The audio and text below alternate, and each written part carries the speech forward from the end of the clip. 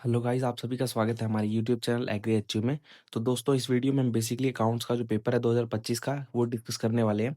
ठीक है, तो इस वीडियो को प्लीज़ कंप्लीट लास्ट तक देखना, एंड तक देखना आपने। ठीक है, हर एक क्वेश्चन को समझते चलेंगे और जो इंपॉर्टेंट होगा वो मैं आपसे शेयर कर दूंगा। ठीक है, फिर भी अगर आपको कोई डाउट आता है तो कमेंट सेक्शन में आप अपना जो है कमेंट ड्रॉप कर सकते हैं, और इसका जो आंसर की है वो टेलीग्राम चैनल पर आपको अवेलेबल है। तो वहाँ पर जाके आप अपना जो है टेलीग्राम ज्वाइन कर लें, वहाँ से आपको आंसर की अवेलेबल हो जाएगी। ठीक है, तो विदाउट एनी टाइम वेस्ट तो हम एग्जाम को स्टार्ट करते हैं इसको। तो सबसे पहले हमारा जो है वेरी फर्स्ट क्वेश्चन जो है पार्ट ए का होगा, accounting for the partnership firms and companies. तो पहला क्वेश्चन में कहता है shareholder get dash as the return from the company. तो रिटर्न जो है कंपनी से जो उनको क्या मिलता है, डिविडेंड मिलता है। ठीक है, उसके बाद अगला क्वेश्चन हमारा है what is the accumulated profit. तो एक्यूमुलेटेड प्रॉफिट वो प्रॉफिट होते हैं आपके जो कि पिछले सालों में आपकी कंपनी अर्न करती है और जिसको हम कभी भी डिस्ट्रीब्यूट नहीं करते हैं शेयर होल्डर या फिर पार्टनर के बीच में। ठीक है, उनको रिजर्व की तरह रखा जाता है, जिनको हम बोलते हैं एक्यूमुलेटेड प्रॉफिट्स। ठीक है, उसके बाद अगला क्वेश्चन हमारा है if the new partner bring his share of the goodwill in the cash, it will be shared by the old partner in the. तो किस फॉर्म में शेयर किया जाता है, वो शेयर किया जाता है in the ratio of sacrifice. ठीक है, तो उसके बाद हम अगले क्वेश्चन की तरफ बढ़ते हैं। अगला क्वेश्चन है debenture security on which the rate of interest is not specified, instead the difference in the sale price and the purchase price work as interest, such security are known as. उन type की security को हम बोलते हैं zero coupon bond. ठीक है, अगला question हमारा है what do you understand by the convertible debentures. ठीक है, तो कन्वर्टेबल डिबेंचर्स के बाद जो है उसके बारे में हम क्या समझते हैं। तो जो कन्वर्टेबल डिबेंचर होते हैं, जो डिबेंचर हम डायरेक्टली कन्वर्ट कर सकते हैं इक्विटी शेयर में। ठीक है, after a certain period of time, मतलब एक छोटे पीरियड के टाइम के बाद जो है उसको हम इक्विटी शेयर्स में कन्वर्ट कर पाए, वो हमारे हो जाते हैं कन्वर्टेबल डिबेंचर्स में। ठीक है, उसके बाद अगला क्वेश्चन हमारा है, तो अगला क्वेश्चन हमारा है, तो पढ़ते हैं A and B were the partner in the firm sharing profit और the loss equally with the effect 1 April 2024 they agreed to share profit 4:3। ठीक है, due to the change in the profit sharing ratio a gain और sacrifice will be. ठीक है, तो इसको यार देखो नॉर्मली सोल्व करना। देखो अब इसमें ओल्ड रेशियो हमें कितनी तरीके 1:1 होगी वो सिंपली, और न्यू रेशियो इसमें हमारे पास 4:3 आई है। ठीक है, तो ओल्ड शेयर कितना होगा हमारा 1/2 होगा, क्योंकि 1:1 में है तो 1/2, और ये कितना है 4/3, तो वो कितना हो जाएगा 4 + 3 7, तो 4/7। ठीक है, तो बस सिंपली हम क्या करेंगे, नई रेशियो को पुरानी रेशियो से माइनस कर देंगे, 4/7 माइनस 1/2। तो हमारी नई रेशियो क्या बनती है, गेन 1/4। इसको माइनस करोगे तो आपका इतना आ जाएगा 1/4, जिसका हमें गेन होगा। ठीक है, तो अगर ये नेगेटिव में वैल्यू होती तो हमारा सेक्रीफाइस होता। ठीक है, उसके बाद हम बढ़ते हैं अगले क्वेश्चन की तरफ। अगला क्वेश्चन हमारा असर्शन रीजन बेस्ड है। ठीक है, तो ये असर्शन हमें कहता है division of the partner does not mean the dissolution of the firm but the dissolution of the old partnership. तो बिल्कुल सही बात है। रीजन है इसका, हमें क्या प्रोवाइड किया उन्होंने, admission of the partner means reconstitution of the partnership so that the old partnership ceases to exist and new partnership come in to the existence, but the जो है आपका फर्म है वो कंटिन्यू रहेगा। तो इसका रीजन भी ये बिल्कुल करेक्ट दे देगा। ठीक है, तो इसका जो है बी ऑप्शन करेक्ट हो जाएगा, करेक्ट एक्सप्लेनेशन भी इसकी वो करेक्टली दे रहा है। ठीक है, उसके बाद अगले क्वेश्चन की तरफ हम बढ़ते हैं। वो हमारा है असर्शन बोलता है loan from the partner is not transfer to the realisation account. तो ये बात सही है आपकी, रियलाइजेशन अकाउंट में वो ट्रांसफर नहीं होता है। ठीक है, उसका रीजन क्या हमें दिया है इन्होंने, loan from the partner is an outside liability, it is not, it is paid after the payment of the cap partner capital. ठीक है, तो आपका इसका जो रीजन है फॉल्स है, तो इसका हमारा करेक्ट ऑप्शन हो जाता है सी ऑप्शन। उसके बाद हमारा 9th क्वेश्चन आ जाता है, जो हमें कहता है liability are shown on debenture are the shown on dash side of the balance sheet. तो डिबेंचर आपके किस साइड शो किए जाते हैं, लायबिलिटी वाली साइड से। ठीक है, क्योंकि डिबेंचर आपका जो है नेगेटिव एसेट नेगेटिव इम्पैक्ट डालेगा, तो इसलिए उसको हम लायबिलिटी वाली साइड लिखते हैं।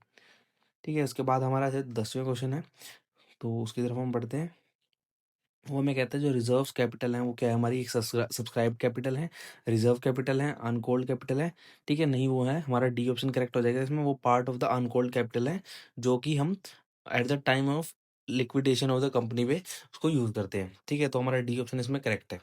उसके बाद हमारा 11वां क्वेश्चन है calculate the interest on the drying of the वमन 5% per annum for a year ended 31 मार्च 2021।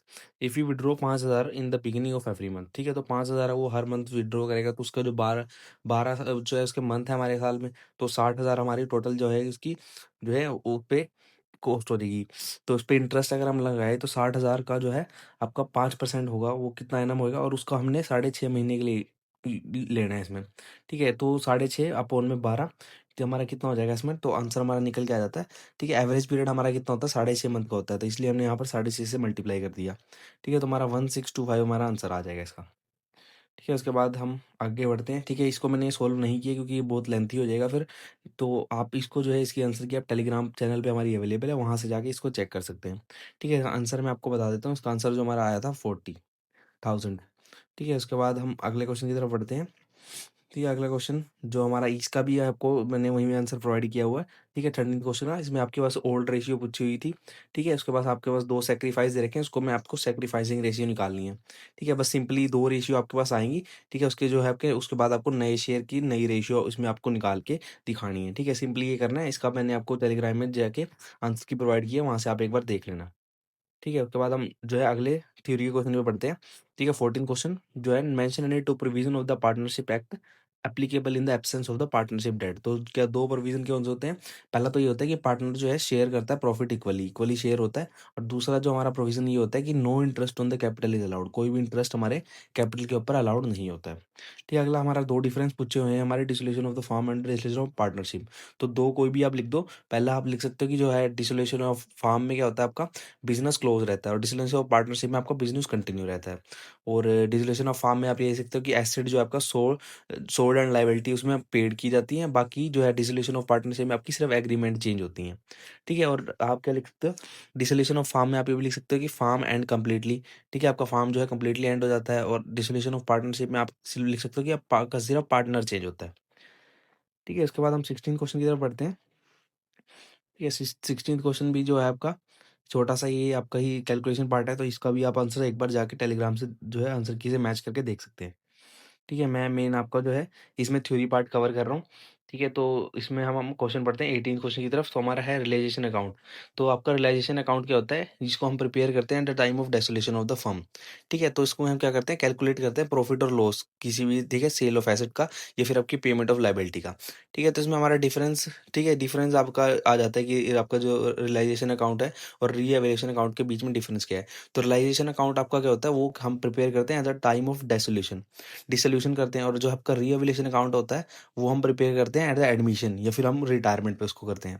ठीक है, और जो आपका रियलाइजेशन अकाउंट होता है, उसमें जो है सारे एसेट को ट्रांसफर कर सकते हैं, पर जो रिवैल्यूएशन अकाउंट होता है वो सिर्फ चेंज होता है वैल्यू के साथ। और रियलाइजेशन अकाउंट आप में आपका जो फर्म है वो क्लोज रहता है मेनली, और रिवैल्यूएशन अकाउंट में आपका जो है फर्म कंटिन्यू रहता है। ठीक है, उसके बाद हम अगले क्वेश्चन की तरफ बढ़ते हैं।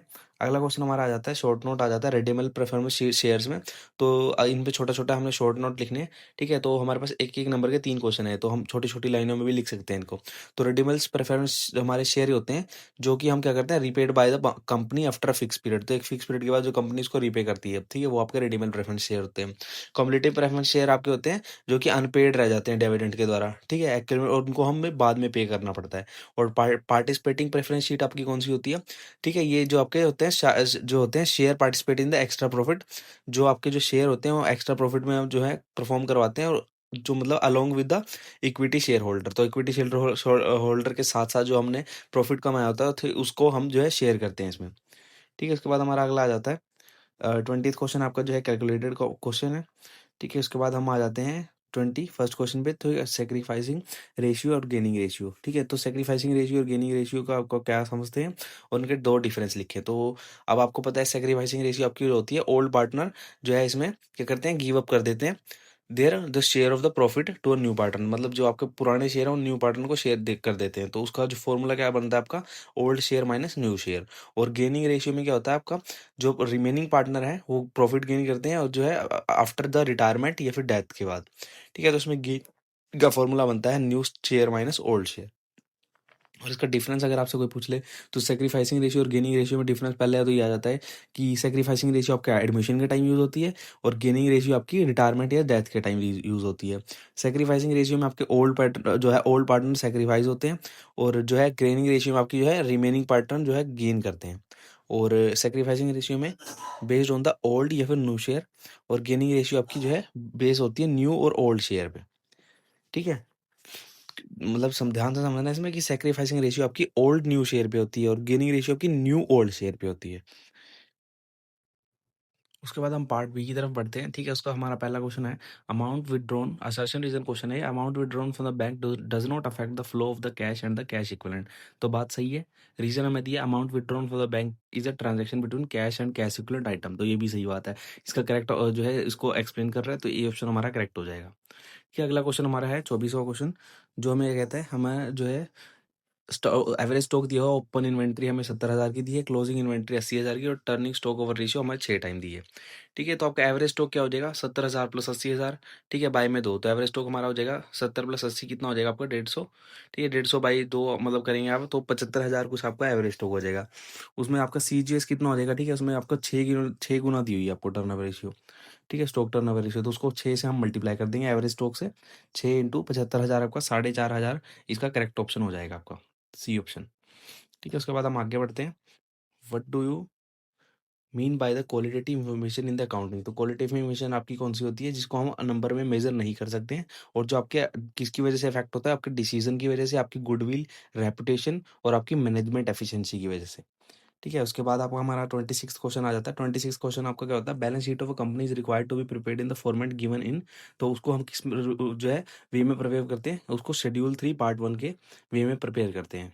ठीक है, उसके बाद हम नेक्स्ट क्वेश्चन की तरफ बढ़ते हैं। नेक्स्ट क्वेश्चन में कहता है dash the ratio provide the information critical to the long run payment availability to the firm. तो कौन सी होती है वो सोलवेंसी रेशियो। सोलवेंसी रेशियो आपकी होती है वो जो कि आपके information critical to the long run payment में जो आपको अवेबिलिटी शो करती है ऑफ अ फर्म की। ठीक है, उसके बाद हम अगले क्वेश्चन की तरफ बढ़ते हैं, हमारा 28वां क्वेश्चन। तो uses of the two uses of the financial statement. तो दो यूज कोई भी आप लिख दो। पहला आप ये लिख सकते हो कि आपको डिसीजन मेकिंग में हेल्प करता है, और सेकंड आप ये भी लिख सकते हो कि आपकी एनालाइज जो करता है, फाइनेंशियल पोजीशन एनालाइज कर देता है बिजनेस में कि आपकी क्या पोजीशन है इस टाइम मार्केट के अंदर। ठीक है, तो ये 2 पॉइंट आप आराम से लिख सकते हो इसमें।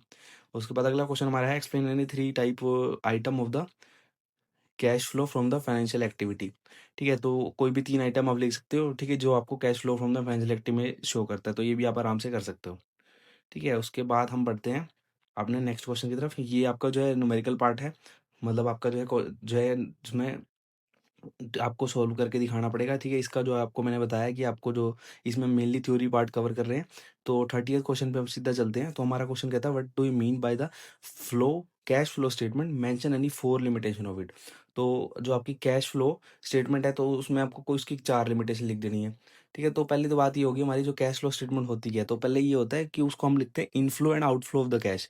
ठीक है, ड्यूरिंग अकाउंटिंग पीरियड। तो इनफ्लो और आउटफ्लो ऑफ द कैश हो जब होता है तो उसको हम कैश फ्लो स्टेटमेंट बोलते हैं। उसकी कोई 4 लिमिटेशन आपको लिखनी है। ठीक है, तो 4 लिमिटेशन आप लिख सकते हैं कि पहले तो आप ये लिख सकते हो कि ये सिर्फ़ कैश ट्रांज़ैक्शन दिखाता है। ठीक है, वो आपकी सबसे बड़ी लिमिटेशन होगी उसकी।